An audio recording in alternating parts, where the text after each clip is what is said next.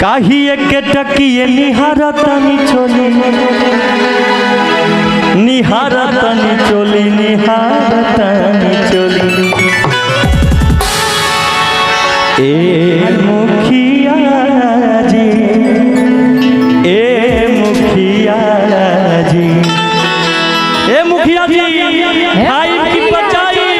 होके त बोली का बोली नहीं त रउआ नहीं बरदा सवाला गोली देख ली मुखिया जी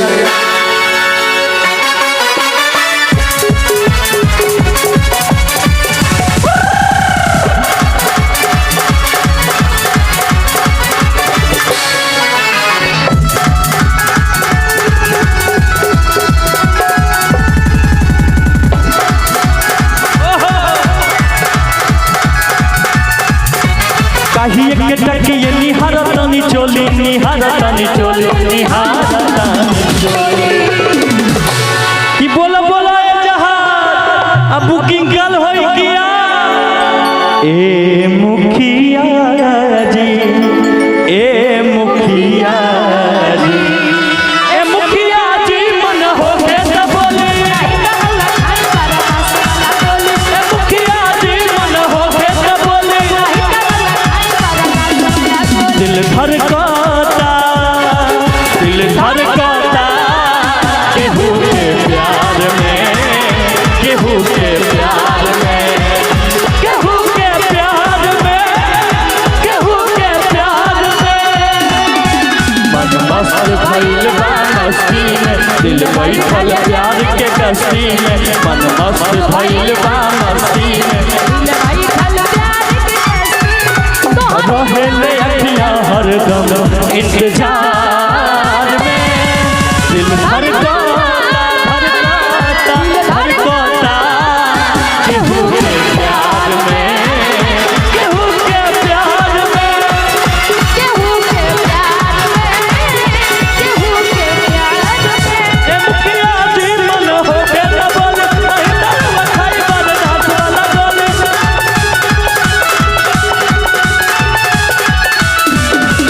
हमारे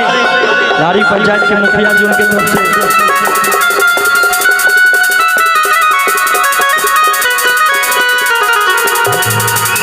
धार्मिक पश्चिमी पंचायत के मुखिया जी उनके तरफ से 500 एक रुपये का आशीर्वाद। वाह के सैया ले जा तू का बनवा नहीं हरे में लागत नहीं थे मान हो ए राजा ले जा तू का बनवा नहीं हरे में लागत नहीं थे मान हो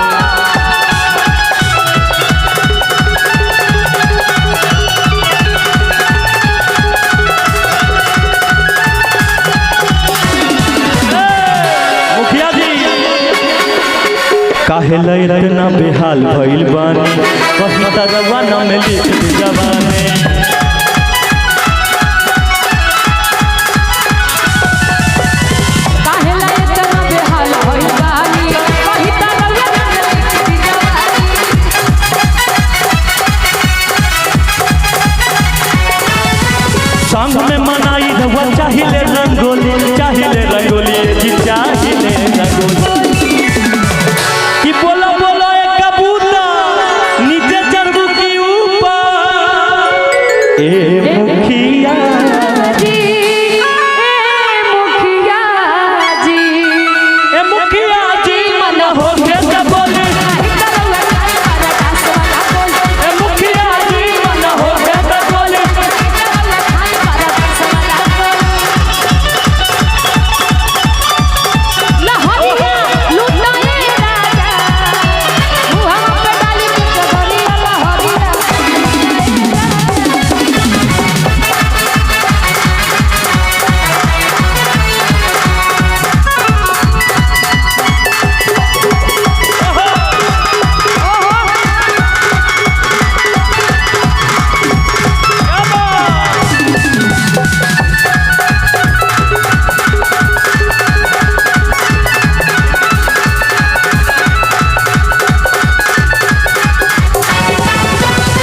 और देखी क्या कहे के बा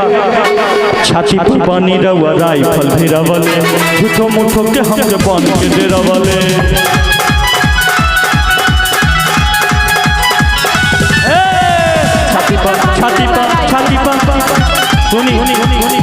छाती पर छाती पर छाती पर छाती पर छाती पर बनी रवा राइफल फिरा बोले झूठो मूठो के हाथ पानी के जरा बोले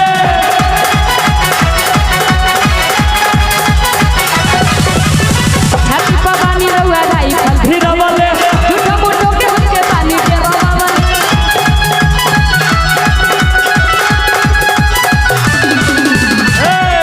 आ संग में मनाई रवा चाहिए रंगोली ये जी